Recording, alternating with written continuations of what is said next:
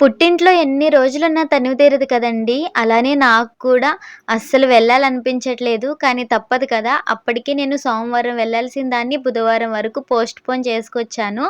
ఇది మంగళవారం నైట్ మా అమ్మ నా కోసం అన్ని అరేంజ్‌మెంట్స్ చేస్తుంది.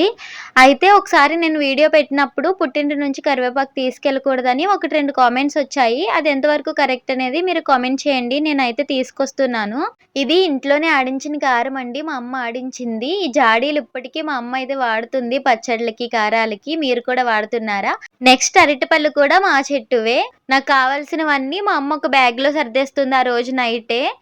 మా అక్కోళ్ళొచ్చారు కదా! వాళ్ళు కూడా సండే వెళ్ళిపోయారు. మార్నింగ్ హడావిడి అయిపోద్దని చెప్పి మా అమ్మ నైటే సర్దేస్తుంది. ఉదయం నుంచి ఆటలు ఆడి, ఆడి అభిలోడు నిద్రపోయాడు. మా చిట్టోడు మాత్రం మా అమ్మ చుట్టూ తిరుగుతున్నాడు హడావిడి చేసుకుంటూ.